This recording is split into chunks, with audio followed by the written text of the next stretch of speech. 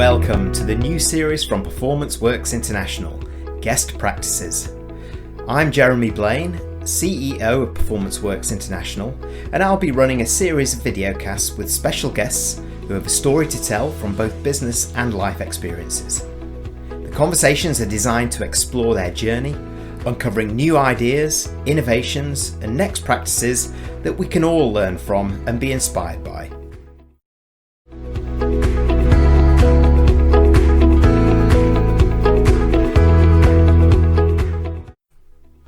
I'm excited to welcome Dr. Rochelle Haynes to this week's videocast from Performance Works International. Rochelle is from Barbados and now bases herself in the UK as author, speaker, consultant, lecturer. There's not much she doesn't do actually.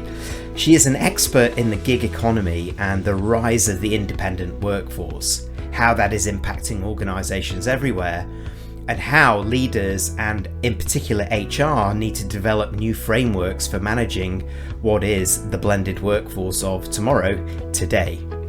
We start the discussion by going into detail in what this is all about, but then how to drive it through your own organisations successfully. So hello and welcome to Rochelle. Thanks very much for joining us. Great place to start. Why don't you introduce yourself, your business, and your passion?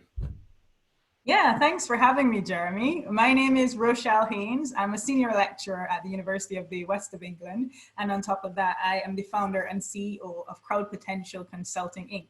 And this is a consulting company that really helps businesses to navigate and be prepared for the new world of work. That's in the areas of business competencies, in terms of digital infrastructure and ecosystems, as well as making sure that every type of employee that businesses engage with experience a full and engaging working experience. So that's me, and that's my passion really. And a big part of that is the gig economy. I'm very passionate about making sure that every type of worker has a good work experience, whether that is full-time in-house employee, whether that's somebody working in the middle of the jungle, whether or not that is somebody on a part-time basis or location independent. So yeah, that is me. Well, and I know, and you're being very modest because you and I both met when we were looking at a similar trend within the workplace, the growth of the independent workforce, how the gig economy was impacting business, all of these kind of things. And then suddenly, I start to discover that you're advising governments around the world on this, you're championing the cause of the so-called digital nomads and the giggers everywhere. So perhaps you can tell us, what is the gig economy, who makes it up, and why should corporate enterprise and even governments take note?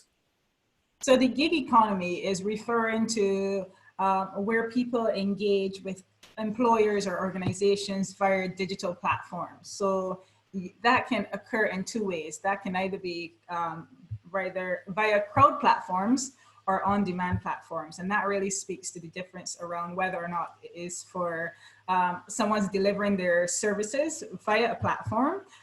So they might be running their, let's say, their business through this online platform in partnership with another business, or they make contact with their potential client or with the person hiring them through that business platform as well. So it's really speaking about working through a platform to deliver your services or to deliver employment. If you think of Uber, if you think of Deliveroo, if you think of Logo Joy and Upwork, people are very familiar with Upwork. You have a lot of consultants offering services there. That's what we mean by the gig economy, or is also known as the digital economy as well. And so when you consider the population of that, we did a piece of research together which talked about the blended workforce, which was the coming together of a number of things, which I'll ask you to define because you do it much better than I do. And if we consider that blended workforce with the trend that we see around the gig economy, how things are changing now, particularly post-COVID, working in more dispersed ways with permanent, semi-permanent, independent staff. How can this brave new world of a blended workforce, once you've defined it, of course, better influence how organizations everywhere can transform their attraction, recruitment, management, and overall operations to drive a successful and healthy business going forward? Okay, so I'll start with the definition, as you said. So when we're talking about a blended workforce, we're talking about a mixture of full-time employees with your location independent entrepreneurs, with your part-time employees. We're also talking about multi-generational employees or workers within that space as well. So we're basically talking about, when we refer to managing the blended workforce, how do organizations manage the combination of those different types of workers and meet the needs of those different types of workers? And one of the things with COVID-19 and the current pandemic is that it's accelerated the trend towards remote working. So that remote working population has increased significantly and is just now about or over the size of the in-house working population. Although we're finding now that persons are trying to get back into the office as well, that number is changing again. So it's really, well, as you said, Jeremy, we started this research before COVID-19, and we released the paper before COVID-19. Now, what we said at the time was that businesses were not yet ready for this changing world and work. It's like a silent revolution that was occurring with this growing invisible workforce, but businesses were still continuing to manage people in the way that they've always done and catering primarily to the full-time employee. So now with this change and with this growing persons within the gig economy, growing uptake of remote work, now it's forcing a lot of organizations that suddenly have to think of, okay, how do we recalibrate in a way that we're still as effective, still as productive as possible, and also that our employees feel safe and well, they feel like they have a safe space and their well-being is also secured. So one of the things that businesses are having to think about now is how do you transform your capabilities and also your physical and digital infrastructure in a way that ensures that every single worker can be catered for and receive a quality working experience. And that's absolutely key. We've both done quite a lot of research on this. And in fact, many organizations are finding with this accelerated move to remote working that they just haven't got some of these infrastructures in place, even for their own workforce, let alone the increased influx of independent workers. So what are there any examples that you can give out there of companies that are doing it well, or companies even that had failed and found better ways of doing it?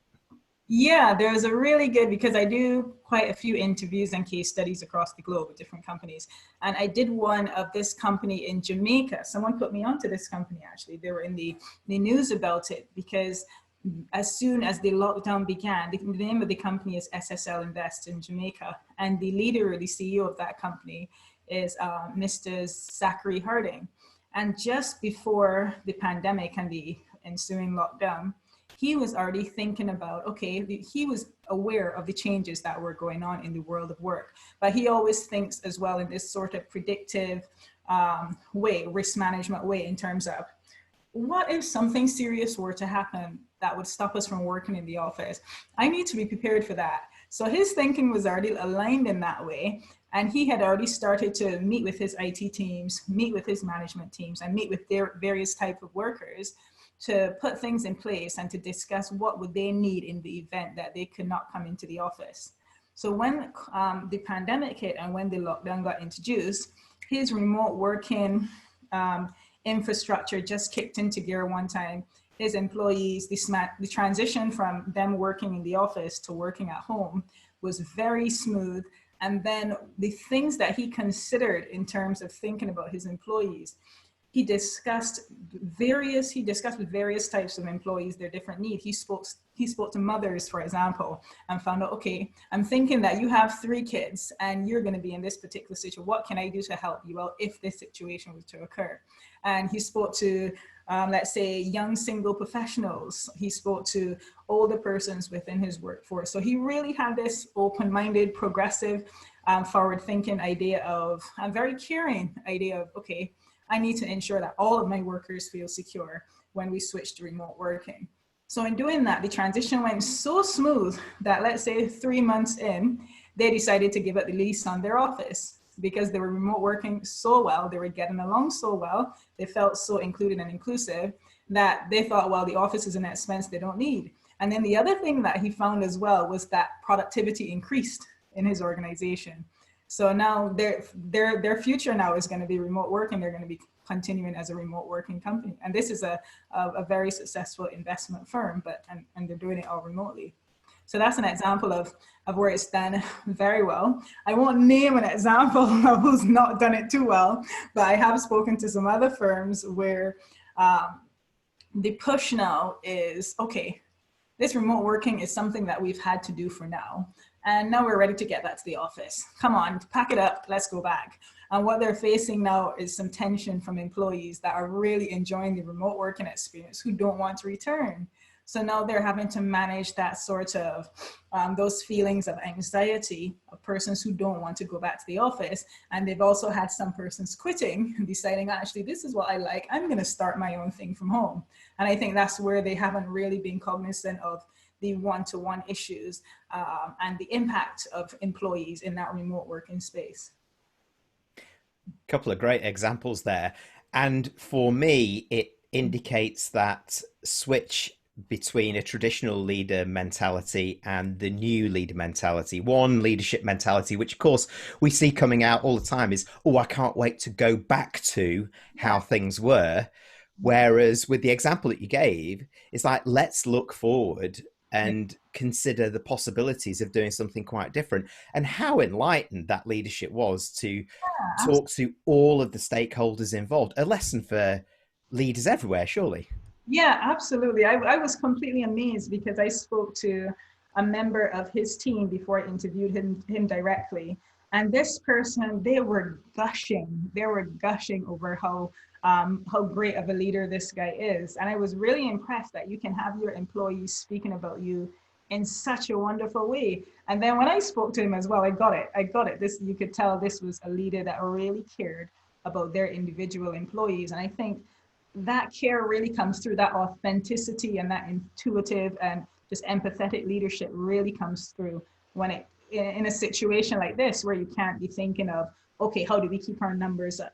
Okay, how do we get back? Again, the focus there on going back rather than going forward. So I think that was a really, as you said, a very, very enlightened case of leadership, which was brilliant. Well, it's interesting because you'll know that I'm doing another piece of research at the moment that is looking at the brave new world of leadership. Yeah.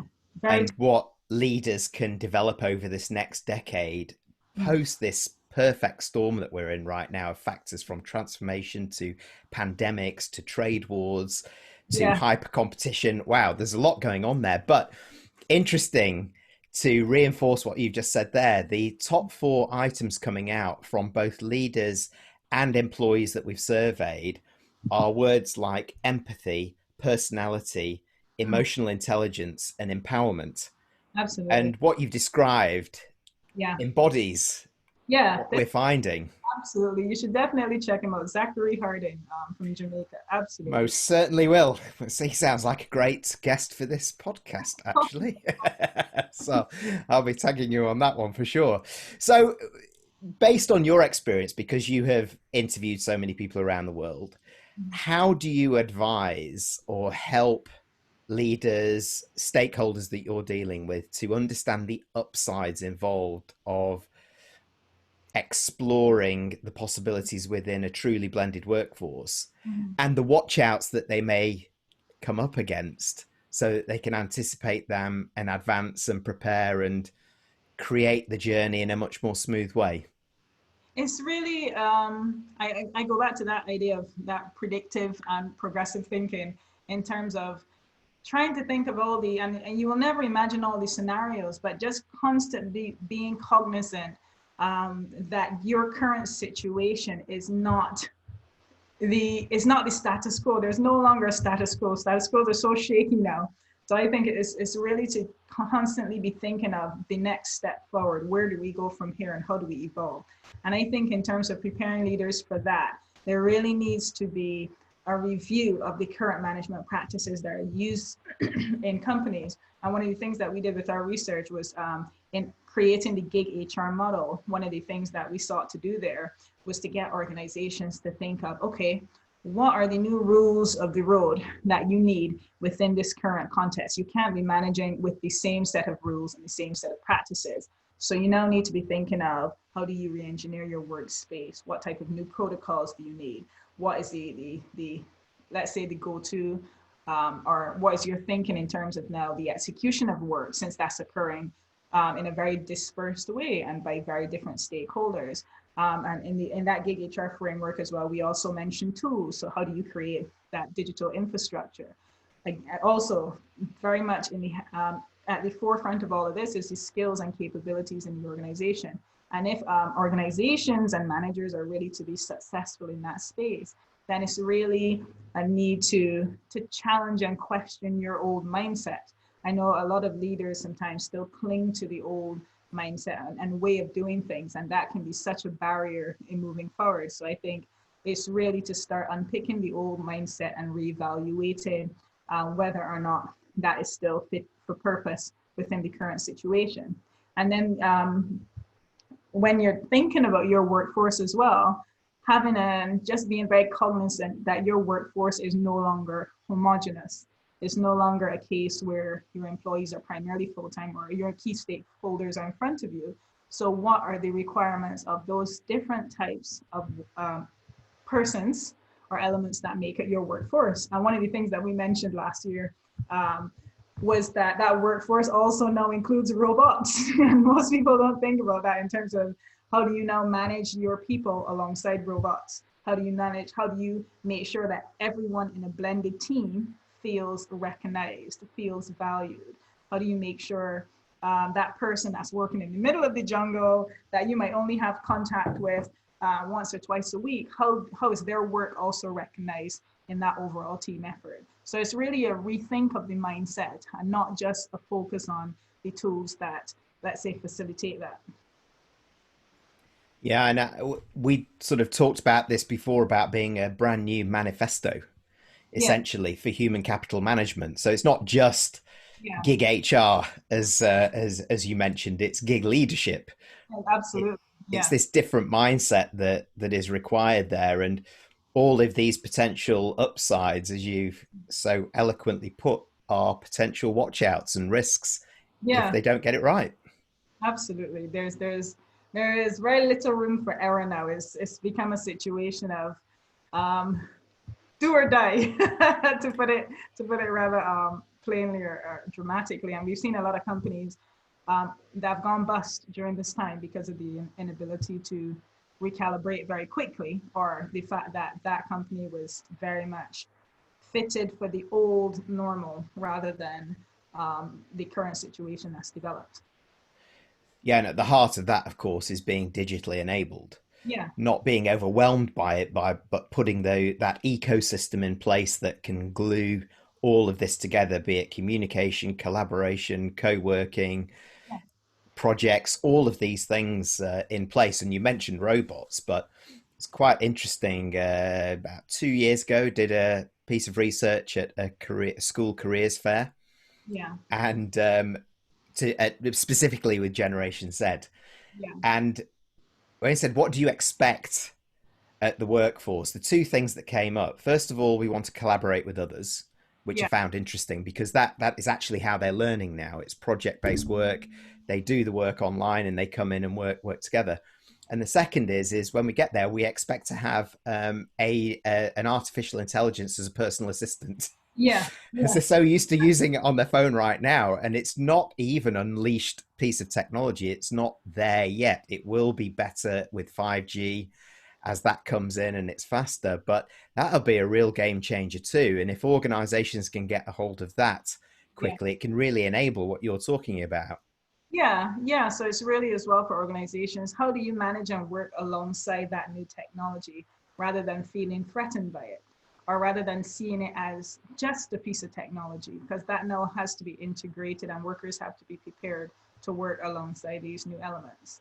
And a big part of that for the rest of the workforce, for managers as well, is how do you allay some of the anxieties that come around for your other, the anxieties that are introduced for your other employees when that technology is brought into the workplace.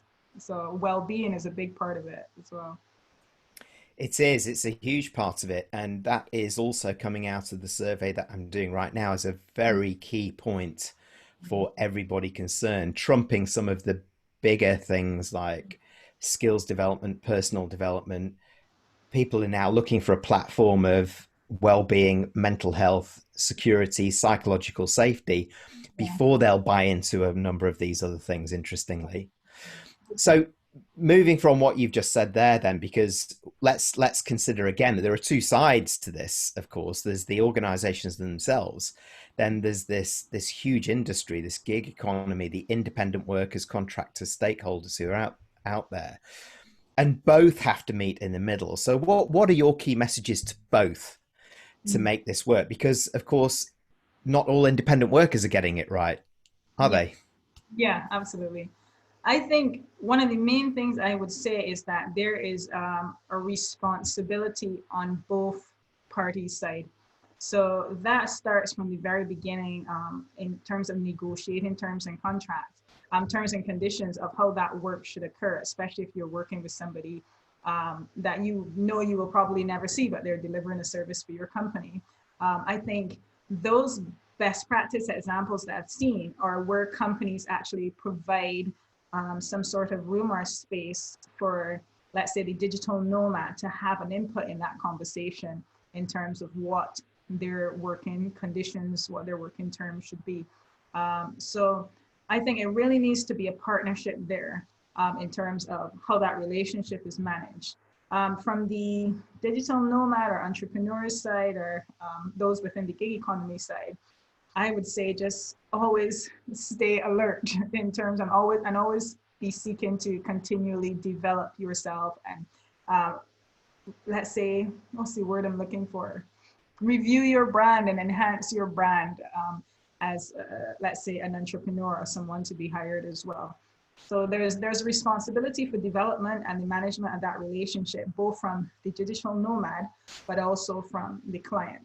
I would say in terms of that relationship and starting off that conversation, both need to be very upfront about what they want, how they want to work, where they see their future going, or let's say what is the next step they see after this particular project. How will they expect to be paid, which is a big thing because a lot of digital nomads often get stiffed, let's put it that way, by a lot of people that they work with. So I think a very fair way and a very, let's say, beneficial way for both parties would be to make sure that you start off with that initial conversation where both parties have a voice and that voice is heard and taken on board. So before we end, I want to ask you for three key things our audience can take away here to get started, be they independent workers or from a corporate perspective.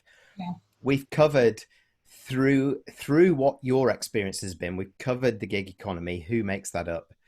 We know that is now impacting organizations and driving this new trend of the rise of the blended workforce and the need for new frameworks like gig HR, as you mentioned, leadership with a different lens on, and so on. We've looked at what works, what could get in the way.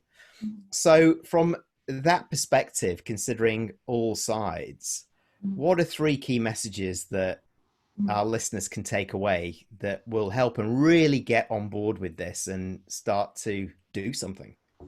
Yeah, I think for leaders, one of the main things I would say is to forget the normal, forget the past, forget the normal, and start thinking about how do you now engage persons within this new context. Think beyond the organizational walls and the organizational boundaries, and start thinking about more global engagement, because that's where a lot of your key and expertise talent will now be coming from within that global space.